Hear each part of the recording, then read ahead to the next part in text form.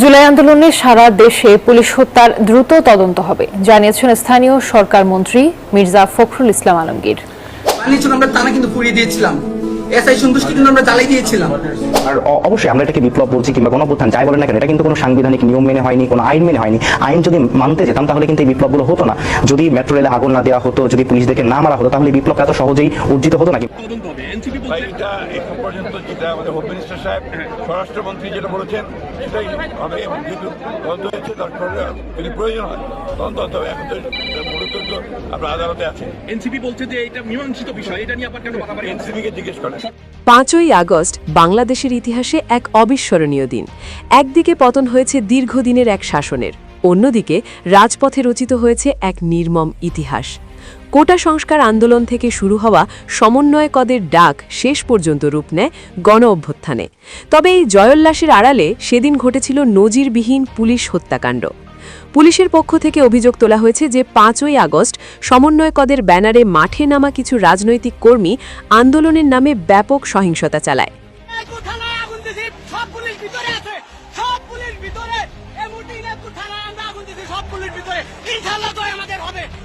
Police বলছে তারা স্রেফ সরকারের অধীনে অর্পিত দায়িত্ব পালন করছিল, কিন্তু বিনা কারণে সেদিন বহু পুলিশ সদস্যকে নির্মমভাবে পিটিয়ে হত্যা করা হয়। যদিও অন্তর্বর্তীকালীন সরকার পুলিশ হত্যাকাণ্ডের একটি প্রাথমিক রিপোর্ট প্রকাশ করেছে, কিন্তু পুলিশ বাহিনীর সদস্যরা সেই রিপোর্টে সন্তুষ্ট নন। তাদের দাবি অনেক প্রকৃত অপরাধী ধরাছোঁয়ার বাইরে রয়ে গেছে। তাছাড়া এই ধরনের মন গড়া রিপোর্ট কখনোই গ্রহণযোগ্য নয়। আমার এই 15-20 জন পুলিশ সদস্যকে নির্মমভাবে আহত করলো, আমার ভাইকে মেরে ফেললো এবং আগ্নেয়াস্ত্র সহ তারা আক্রমণ করলো। এর বিচার দেশবাসীর কাছে দিলাম, আপনাদের কাছে দিলাম। এই অসন্তোষের পরিপ্রেক্ষিতে স্বরাষ্ট্র উপদেষ্টা আশ্বাস দিয়েছেন যে পুলিশ হত্যাকাণ্ডের বিষয়টি আবারও নতুন করে তদন্ত করা হবে। এই সিদ্ধান্তের সাথে একমত পোষণ করেছেন স্থানীয় সরকার উপদেষ্টা মির্জা ফখরুল ইসলাম আলমগীর। তিনি মনে করেন ন্যায় বিচারের স্বার্থে প্রতিটি হত্যাকাণ্ডের সুষ্ঠু তদন্ত হওয়া জরুরি। এখন পর্যন্ত যেটা আমাদের হোম মিনিস্টার সাহেব স্বরাষ্ট্রমন্ত্রী যেটা বলেছেন সেটাই হবে, এবং যেহেতু তদন্ত হয়েছে দরকার যদি প্রয়োজন হয় তদন্ত হতে হবে। এখন তো এদিকে বৈষম্য বিরোধী ছাত্র আন্দোলনের অন্যতম সমন্বয়ক এবং বর্তমানে সরকারের উপদেষ্টা নাহিদ ইসলাম এই তদন্ত প্রক্রিয়া নিয়ে কিছুটা অসন্তুষ্টি প্রকাশ করেছেন। একটা কথা শোনা হচ্ছে যে পুলিশ হত্যার তদন্ত নাকি আবার করা হবে। জুলাই গণ অভ্যুত্থানের সময় সেই যে যুদ্ধ পরিস্থিতি, যদি বিচার নিশ্চিত করতে হয় অবশ্যই আগে যারা জুলাই গণ অভ্যুত্থানে জুলাই যোদ্ধা যারা আহত হয়েছে, শহীদ হয়েছে, তাদের বিচার আগে নিশ্চিত করতে হবে। 5ই আগস্টের প্রেক্ষাপট এবং পুলিশের তৎকালীন ভূমিকা নিয়ে বিতর্কের কারণেই হয়তো তদন্তের গতি প্রকৃতি নিয়ে ভিন্ন মত তৈরি হয়েছে। জুলাই আন্দোলনের সময় থানায় হামলা এবং পুলিশ হত্যার বিচার হবে। পুলিশ হত্যার স্বীকারোক্তি দেওয়া হবিগঞ্জের মাহাদিও এবার আর রক্ষা পাবে না। 5ই আগস্টের সেই দিনটিতে আসলে কি ঘটেছিল? এটি কি কেবলই ক্ষোভের বহিঃপ্রকাশ ছিল, নাকি এর পেছনে ছিল গভীর কোনো ষড়যন্ত্র? তদন্ত রিপোর্ট পুনরায় প্রকাশের সিদ্ধান্তে দেশজুড়ে এখন নতুন করে জল্পনা তৈরি হয়েছে। সত্য শেষ পর্যন্ত বেরিয়ে আসবে কিনা সেটাই এখন দেখার বিষয়। দর্শক, এভাবেই বিচারের বাণী নিভৃতে কাঁদবে নাকি সত্যি সত্যি বিচার হবে, এই প্রশ্নটা অনেক দিন থেকেই চলছিল। সরল স্বীকারোক্তি আপনারা কিছু দেখলেন। এই যে সরল স্বীকারোক্তিগুলো সমাজের নানাভাবে নানা দিকে আলোচিত হচ্ছে, সামাজিক যোগাযোগ মাধ্যমে এভাবেই ছড়িয়ে পড়ছে, এভাবেই ব্যাপারগুলো আমাদের চোখের সামনে আসছে। পুলিশ কর্মকর্তা হাউমাউ করে কাঁদছেন। এই ব্যাপারগুলো আমাদেরকে প্রতিনিয়ত বিদ্ধ করে। এই সমাজে আমরা সেই দৃষ্টান্ত চাইতেই পারি যেখানে সমস্ত অপরাধের বিচার হবে। অপরাধী যেই হোক না কেন তার একমাত্র পরিচয় হবে সে অপরাধী, আর কোনো পরিচয়ে তাকে ডাকা যাবে না, দেখা যাবে না। সেরকম একটা অবস্থার দিকেই বোধহয় পরিস্থিতি যাচ্ছে। অবশেষে পুলিশ হত্যাকাণ্ডের বিচার হচ্ছে, এই ব্যাপারগুলোই বোঝা যাচ্ছে। একেবারেই খুবই গুপ্ত না, মানে সুপ্ত অবস্থায় থাকলেও একটা ব্যাপার অন্তত বলা যায় যে প্রকাশ্যে কোনো আদেশনামা জারি না হলেও পুলিশ হত্যাকাণ্ড 24-এর আন্দোলনকে কেন্দ্র করে কিংবা আন্দোলন শেষ হওয়ার পরে মূলত শেষের দিকে আগস্টের 4 তারিখ থেকে কয়েকদিন টানা পুলিশের উপরে যে ঘটনাগুলো, ভয়াবহ ঘটনাগুলো ঘটেছে, সেই ঘটনাগুলোর পেছনে যারা ছিল তাদেরকে বিচারের আওতায় আনার প্রেক্ষাপট তৈরি হচ্ছে। সরকার মানে এখন আর কোনো রাগঢাক না করেই সরকারের দায়িত্বশীল মন্ত্রীরা, স্বরাষ্ট্রমন্ত্রী, স্থানীয় সরকার মন্ত্রী, বিএনপির মহাসচিব, তারা ওপেনলি বলছেন যে এটা হবে। তাতে করে কারো কারো পিলে চমকে যাচ্ছে, কেউ কেউ আতঙ্কিত হচ্ছেন, কেউ কেউ ভাবছেন দেশ ছাড়তে হবে। কিন্তু যারা আতঙ্কিত হচ্ছেন তাদের আতঙ্কিত হওয়ার কারণটা কি? তারা কি এই ঘটনাগুলোর সঙ্গে জড়িত ছিলেন? আমরা তো কোথাও তেমন একটা নজির দেখিনি যে তারা এই ঘটনাগুলোর সঙ্গে জড়িত ছিলেন। নাকি যারা জড়িত ছিলেন তাদেরকে যদি গ্রেপ্তার করা হয়, তাদেরকে যদি রিমান্ডে নেওয়া হয়, তাহলে থলের বিড়াল বের হয়ে আসবে? চলুন একটু জেনে দেখি মির্জা ফখরুল ইসলাম আলমগীর কি বলছেন। স্বরাষ্ট্রমন্ত্রীর বক্তব্যের প্রেক্ষাপটে তার মন্তব্যটা খুবই গুরুত্বপূর্ণ এবং সেটাকে কেন্দ্র করে কি হচ্ছে, তলে তলে কি হচ্ছে একটু বোঝার চেষ্টা করি ছোট্ট করে পুলিশ হত্যাকাণ্ডকে কেন্দ্র করে। দর্শক, বলছিলাম অবশেষে জুলাই আগস্ট যে অভ্যুত্থান, সেই অভ্যুত্থানে ছাত্র জনতা নিহত হওয়ার ঘটনাগুলোর যেমন বিচার চলছে, যেমন আমরা দেখেছি যে একটি আদালত আন্তর্জাতিক অপরাধ ট্রাইব্যুনাল থেকে শেখ হাসিনাকে মৃত্যুদণ্ড পর্যন্ত দেওয়া হয়েছে। তার মানে বিচার হয়েছে, বিচার যে হয়নি তা বলা যাবে না। কিন্তু পুলিশ হত্যাকাণ্ডের ব্যাপারে একটা তদন্তও হয়নি প্রফেসর ইউনূস সরকারের আমলে। অবশেষে এই সরকার তদন্তে নেমেছে। আনুষ্ঠানিকভাবে সেটা দেখা না গেলেও পুলিশের অভ্যন্তরে তদন্ত কাজ অনেক দূর এগিয়েছে বলে বিভিন্নভাবে তথ্য পাওয়া যাচ্ছে এবং বিভিন্নভাবে কানাঘুষা চলছে যে এতে ৪৩ জন সমন্বয়ক, অন্তত ৩ জন উপদেষ্টা ফেঁসে যেতে পারেন। উপদেষ্টা মানে সাবেক সরকারের উপদেষ্টা। যদি এই কানাঘুষাগুলো সত্য হয় তাহলে তারা কারা সেটা একটা বড় বিষয়। এই ভিডিওর শুরুতেই যে ভিডিওটা বিভিন্ন জায়গা থেকে এডিট করা যে ভার্সনটা সামাজিক যোগাযোগ মাধ্যমে ছড়িয়ে পড়েছে, যেটা আপনারা দেখলেন, সেখানে কিন্তু সরল স্বীকারোক্তি আছে কিছু। যেমন ব্যারিস্টার ফুয়াদ, তিনি একেবারে সরলভাবে স্বীকার করছেন পুলিশকে কিভাবে ব্রুটালি মারা হয়েছে, সেই স্বীকারোক্তি তার মুখে আমরা দেখছি। সমন্বয়ক হাসিবের সেই টেলিভিশনে টক শোতে যে স্বীকারোক্তি সেটা আমরা দেখেছিলাম। তিনি আবেগের বশেই বলেছিলেন নাকি সত্য কথা বলেছিলেন, তিনি নিজে এটার সঙ্গে জড়িত ছিলেন কিনা আমরা জানি না। আমরা যদিও তাকে এই ঘটনার সঙ্গে জড়িত থাকার কোনো এভিডেন্স দেখিনি, কিন্তু এটা তো সত্য যে সিরাজগঞ্জের এনায়েতপুর থানায় একজন গর্ভবতী মা, পুলিশের সৈনিক, তাকেও মেরে ফেলা হয়েছে, তাকেও রেহাই দেওয়া হয়নি। সেখানে অন্তত 14 থেকে 17 জনকে থানার মধ্যে আটকে পুড়িয়ে মারা হয়েছে এবং তাদের মানে দেহ একটা স্তূপ আকারে রেখে দেওয়া হয়েছে, আম গাছের সঙ্গে ঝুলিয়ে রাখা হয়েছে। কি বিভৎস দৃশ্য! ঢাকায় আমরা তো দেখেছি যাত্রাবাড়ির সেই ভয়াবহ চিত্র যে ফুটওভার ব্রিজের সঙ্গে ঝুলছে একজন মানে পুলিশের দেহ, সেই দেহে এতটুকু পোশাক অবশিষ্ট নেই। এই যে ব্যাপারগুলো, এই ব্যাপারগুলোর অবশ্যই একটা সুরাহা হওয়া উচিত, কারণ যে সমাজে বিচার হয় না সেই সমাজ ক্রমেই এই ধরনের কর্মকাণ্ড বারবার করতে থাকে।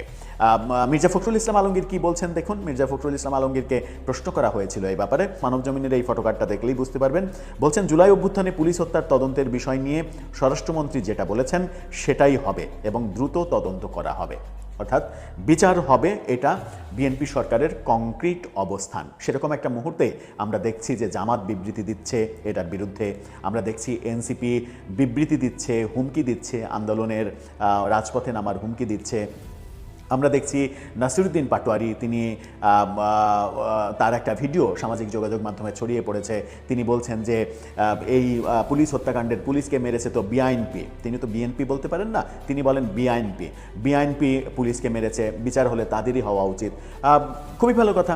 যদি আপনার কাছে প্রমাণ থাকে যে বিআইএনপি পুলিশ মেরেছে, তাহলে সেই তথ্য প্রমাণগুলো আপনি উপস্থাপন করবেন। উপস্থাপন করার পরে যদি ব্যাপারগুলো প্রমাণ হয় এবং বিআইএনপি সরকার যদি সেগুলো না শোনে, সেগুলো যদি ওভারলুক করতে চায়, তখন আপনি আরও জোর গলায় বলতে পারবেন যে বিআইএনপি এটা করলো না, এটা না করে বিআইএনপি আমাদের উপরে দোষ চাপানোর চেষ্টা করছে, তাহলে ব্যাপারটা গ্রহণযোগ্য হবে। কিন্তু মুখের কথাই তো আর চিরা বুঝবে না। আপনি মানে মুখ দিয়ে বলে দিলেন যে এটা বিআইএনপি করেছে, তাতেই বিআইএনপির লোকজন দোষী হয়ে যাবে।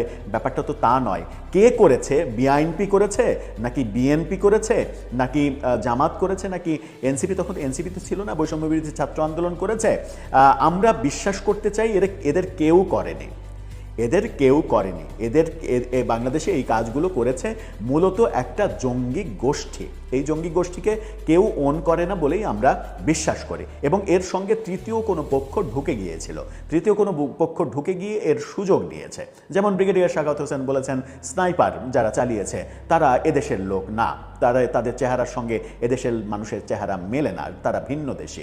ইঙ্গিতও দিয়েছেন তারা পাকিস্তানিও হতে পারে, তারা যদি ভারতীয় হতো তাহলে তো ভারত বিরোধী সেই সরকার তদন্ত করত। অনেক আলোচনা হচ্ছে, অনেক আলোচনার ভিড়ে আমরা কোনোভাবেই বিশ্বাস করতে চাই না, কিংবা এই বিশ্বাস করার মতো সামান্যতম কোনো প্রমাণও আমাদের চোখের সামনে নেই যে নাহিদ ইসলাম আতঙ্কিত হয়ে পড়বেন কারণ তিনি এই কাজগুলো করেছেন। তিনি তো এই কাজগুলো করেননি। একেবারেই মন থেকে বলছি, নাহিদ ইসলাম তো কোনো পুলিশকে মারতে যাননি, কিংবা সার্জিস, হাসনাত, নাসিরুদ্দিন পাটোয়ারিয়ারা কাউকে কোনো পুলিশকে মারতে গিয়েছেন এরকম দৃশ্য তো আমরা দেখিনি, এরকম মানে স্টিল ছবিও আমরা দেখিনি। তাহলে মানে এই আতঙ্কটা কেন?